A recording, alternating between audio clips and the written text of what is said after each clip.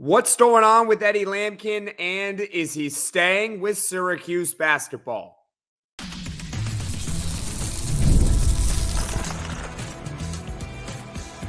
You are Locked On Syracuse, your daily podcast on the Syracuse Orange. Part of the Locked On Podcast Network, your team every day. Hello, everyone, and welcome into Locked On Syracuse. I'm Jackson Holzer, and thank you for making us your first listen of every single day here on the Locked On Podcast Network, where it's your team every day, and we're free and available wherever you get your podcasts. And on today's show, we finally have a little bit of clarity with what is going on with Eddie Lampkin and Syracuse. I have hinted at it a number of times here on this podcast that I am aware of all the rumors going on, but until anything actually changes, nothing has changed. But Eddie Lampkin is meeting with the Syracuse coaching staff. So now we have a little bit of news to break regarding that. So on today's show, I'm going to go over the timeline of events with Eddie Lampkin, possible questions you may have, and what happens if he leaves. Today's episode is brought to you by Gametime. Download the Gametime app, create an account, and use code LOCKEDONCollege for $20 off your first purchase. Terms apply. Okay, so with Eddie Lampkin, it's obviously been very strange, and if you're unfamiliar with it, well, this timeline that I'm about to give you is for you, but it has been very strange. So let's just start with the very beginning. Eddie Lampkin commits to Syracuse basketball on April 2nd. He was the first player to commit to Syracuse in the class, and he was honestly one of the first players in the portal overall to transfer to another school. He was one of the first to Syracuse, one of the first in the country, and all appeared fine and dandy. Nothing appeared to be going wrong or anything. He feels the need as a starting caliber center. I imagine that nothing has changed regarding that he's still going to be the starting center if he were to stay with Syracuse, obviously. Nothing was really changing. Everything seemed all good. The Syracuse men's basketball Twitter account did tweet that he signed with the team, which does matter. I mean, the account 20 days later posted that he signed. That's not uncommon because a similar thing happened with Jair Davis. It's like when something becomes officially official, right? The way to compare it, honestly, is if you look into NFL free agency, for example, you'll see that a reporter will break that a player has signed with a new team, but the new team won't tweet it out until they officially sign the paperwork, even though we all know that they have signed the contract. That's basically what happened with Eddie Lampkin. So nothing really appeared out of the ordinary regarding that. And then about a week and a half ago, Lampkin scrubbed all Syracuse-related content off of his social media. All of it. He had Syracuse account. He had Syracuse stuff on it. And then he got rid of everything. Nobody knows why he really did it. Nobody really said anything publicly about it. In Syracuse.com's, in Brent Axe, Syracuse.com's article, which I will leave a link in the description below, he said that the concern was other schools could entice Lampkin with a potential windfall of cash and other benefits now permitted under the NCAA's name, image, and likeness rules. So essentially, he's hypothesizing, or he's getting it from a strong source, that Eddie Lampkin and the rumors and the concerns were possibly over NIL, but there was nothing public about it. Nobody knew why he actually scrubbed the content. So then Adrian Autry has then, in the week and a half since, been trying to reassure boosters that Lampkin is still committed to Syracuse, that he's still there, that he's still coming. But we don't know, right? And then it drops yesterday, of course, after I finish recording, because that's when every single piece of news drops, that Lampkin is visiting Syracuse to, quote, shore up his recruitment. And Lampkin posted on his Instagram story saying, "Stay down, let's do it." So that's the timeline of events regarding Eddie Lampkin. In case it's confusing for everyone, I'll repeat it. Here's what happened. Eddie Lampkin committed to Syracuse on April 2nd, and everything seemed perfectly normal. It all seemed good. He was the first player for Syracuse to commit. We were all happy. We all praised it. We thought, Syracuse has a starting center. Cool. Good. He signed with them about 20 days later, officially. So April 22nd, I believe, if I get the date right. And then about a week and a half ago, he scrubs everything of Syracuse off of his social media. Nobody really comments about it publicly, right? There hasn't been a statement out there from Syracuse saying anything regarding this situation. Lampkin has declined every person's, or he at least declined Brent Axe's when he reached out to him. So we don't know why Eddie Lampkin did it. The concern was over NIL, but we don't know officially. Adrian Autry has since been trying to reassure everyone that he's still coming and that everything is going to be okay. And Lampkin is now visiting Syracuse to shore up his recruitment. Either it's going to be to reaffirm it, or it's going to be saying, I'm gone. You got to figure it's one of the two. Now, as far as I'm concerned, Eddie Lampkin is still a member of Syracuse basketball until the status quo changes. So until anything changes, just assume that he is still a member of Syracuse. Now, coming up, I'm going to answer some possible questions that you may have regarding this situation, because I've been getting a lot of them asking if this is even right, if this is even possible, and everything like that. Is this legal? Whatever. I'm going to answer. It's called frequently asked questions. These are some FAQs that I'm going to answer right now. It's winner take all time in the NBA and NHL, and FanDuel is giving you a shot to bring home a big win of your own. Right now, new customers get $150 in bonus bets with any winning $5 bet. That's $150 to bet on spreads, money lines, player props, and more. And Syracuse football fans, this one's for you. For those that are optimistic and have Syracuse winning 10-plus games next season, I highly suggest you taking the Orange to win the ACC at plus 4,500. And the reasoning is very simple. If you have them already winning 10 games, you might as well take a shot at it, because you pretty much have to win 10-plus games in order to win your conference. So why not plus 4,500 Syracuse football to win the ACC? All you got to do is visit FanDuel.com/lockedon and make every playoff shot count. FanDuel, America's #1 sportsbook. Are you watching Fox Sports or ESPN on your TV all day? Have to turn down the volume with all that shouting? Make the switch to Locked On Sports today, a free 24/7 sports streaming channel program for you every day to bring you the biggest stories without all the screaming. Locked On Sports Today brings you can't-miss analysis, opinions, and news, streaming 24/7 on YouTube or the free Amazon Fire TV channels app. Part of the Locked On Podcast Network, your team every day. Welcome back, everyone, into Locked On Syracuse. I'm Jackson Holzer, and on today's show, we're going over the timeline, possible questions, and what happens if Eddie Lampkin leaves Syracuse basketball. So we already touched on the timeline, and I'll quickly give you a refresher in case you missed it. He committed to Syracuse, and then about a week and a half ago, Lampkin scrubbed everything off of his social media regarding Syracuse. Adrian Autry has been trying to reassure his boosters that Lampkin is still coming to the team. And now Lampkin is visiting Syracuse to quote, shore up his recruitment. Okay. That's the 30-second summary of the Lampkin timeline. Now, what are some possible questions that you may have? Because I know you guys have them, and I'm going to try to answer them for you and get ahead of the curve on this. Is Eddie Lampkin still on Syracuse? Question number one. Is Eddie Lampkin still on Syracuse? The answer is yes. Eddie Lampkin is still technically on the Syracuse basketball roster for next season as of now. He hasn't yet decommitted. So as of right now, he is signed with Syracuse basketball. Unless the status quo changes, assume that he is a member of Syracuse basketball. The example that I will give you is Judah Mintz.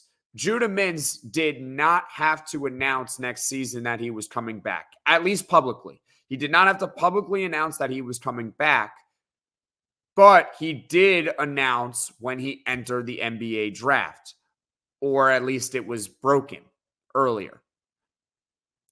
What I mean by that, unless the status quo changes, assume that it is the same. So Eddie Lampkin signed with Syracuse basketball in the transfer portal. He is still a member of Syracuse as of right now. Question number 2. Is Eddie Lampkin allowed to leave even though the transfer portal is closed? It's a good question.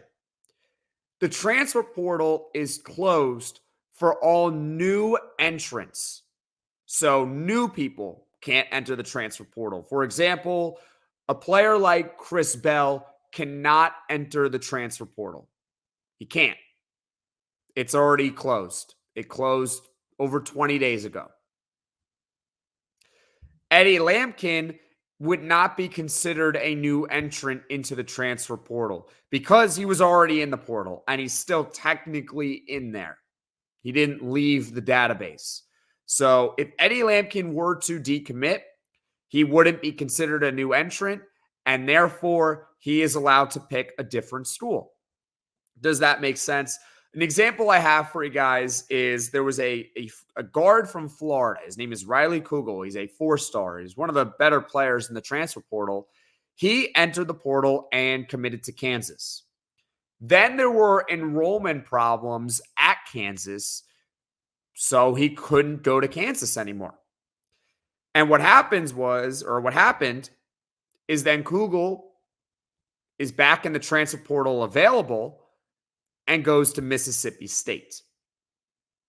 So to reiterate that, Riley Kugel, a guard from Florida, entered the transfer portal, committed to Kansas. There were problems with his enrollment at Kansas, so then he goes to Mississippi State.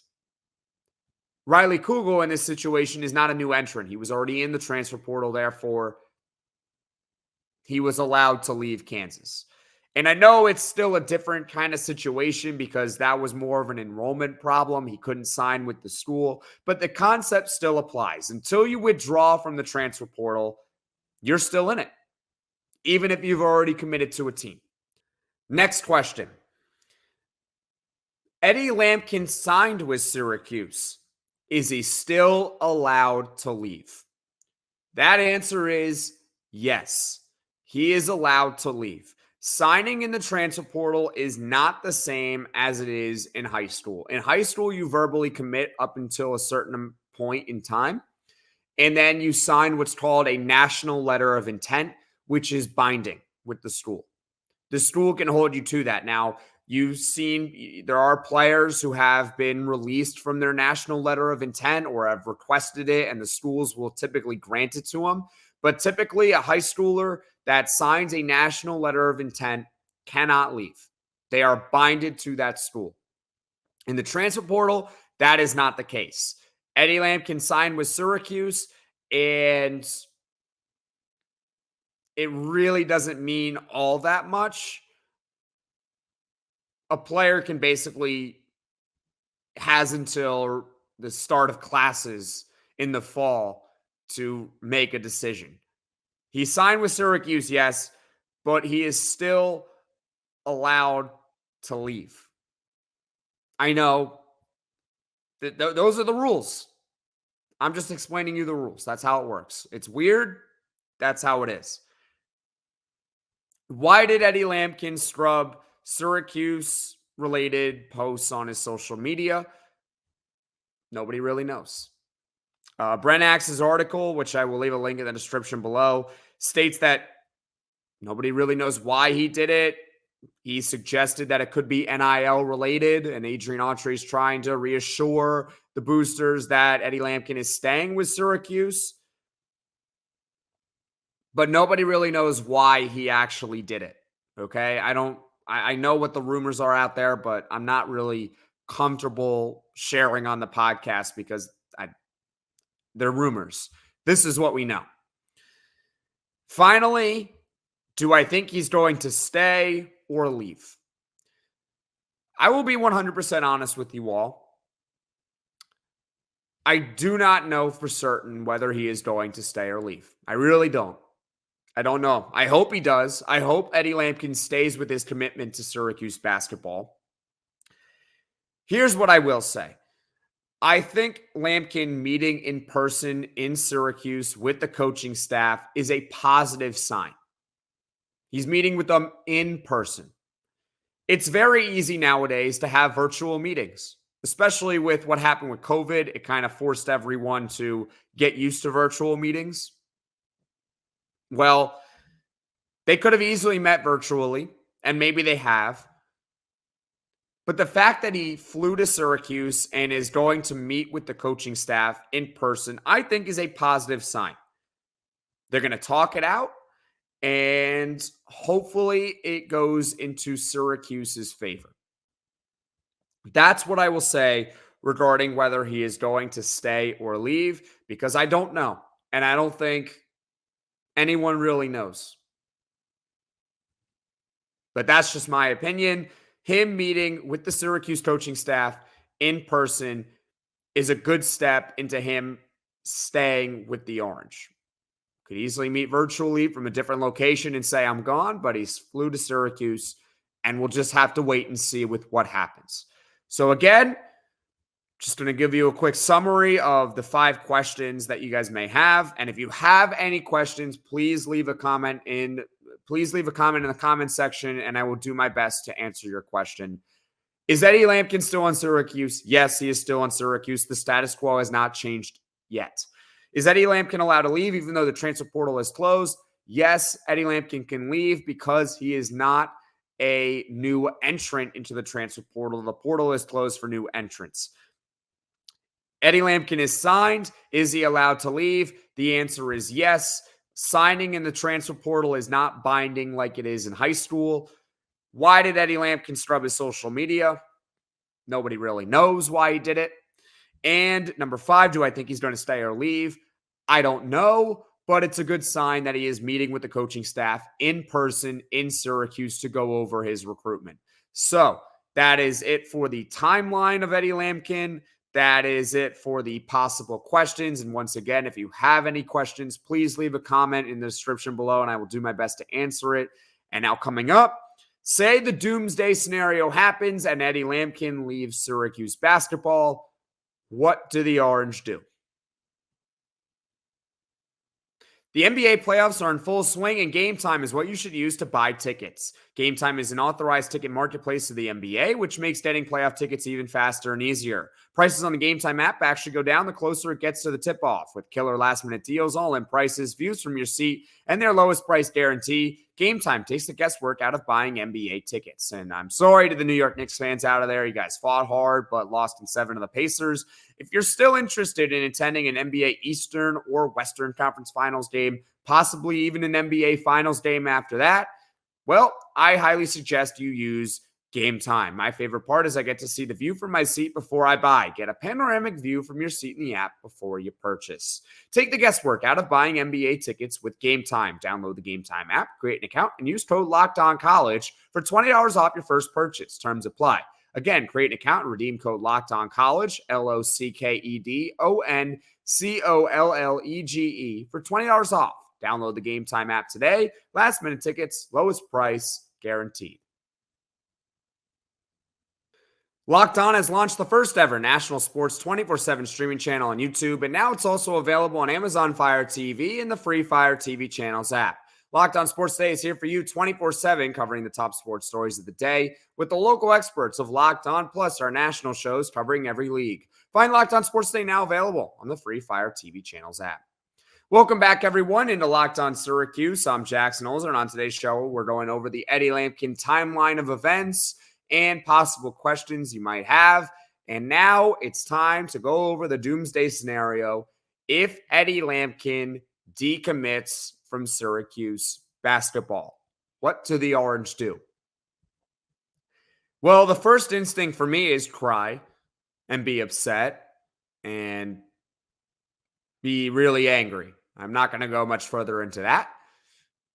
I would not be happy, but I'm not running Syracuse. So I'm going to suggest them options, or I'm just going to give options to you guys if Eddie Lampkin were to leave. Sound good? Cool. Because it is May 23rd at the time of this recording, and it's late. It's late in the transfer portal. So, option number one is go get another center that's committed. Yeah, I said it. Go get another center that's committed to another school. I don't make the rules. And I say this because there are no centers left in the transfer portal that are even in the top 100 or top 400 overall in the transfer rankings. Now, let me repeat that because I misspoke a little bit. There are no centers currently available in the top 400 in the transfer portal. None. All the good centers are basically gone. There's no one there. So if they want a center, try to convince someone else from a different school to now come to Syracuse. The way you can do it is, well, Syracuse would save NIL money because they wouldn't have it from spending on Lampkin. So the money that they were going to spend on Lampkin, coupled with the money that they still might have, could be used to go sign a different player. Maybe. That's just a thought. But if Eddie Lampkin decommits from Syracuse after already being committed to Syracuse and signing with them, why not do the same with a different player in the transfer portal? It may not sound right, but those are the rules. That's how it works.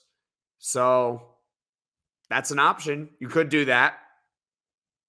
Option number two is you can replace Eddie Lampkin with a stud power forward. So it would be a little bit small ball. An example, I have two examples for you. Coleman Hawkins, a four-star Illinois transfer. Last year, he averaged 12 points and 6 rebounds per game, and he shot 37% from three. He is a power forward. Now, he's most likely staying in the NBA draft from what I read, but if he were to not, perhaps if Eddie Lampkin decommits, Coleman Hawkins becomes an option for the Orange. He is 6'10". So perhaps he could play a little bit of center. That's an option. The other one is a four-star from New Mexico. He's only 6'7", but JT Toppin could be an excellent fit for Syracuse. He was all MWC as a freshman. He averaged 12 points and 9 rebounds per game, and he shot 62% from the floor.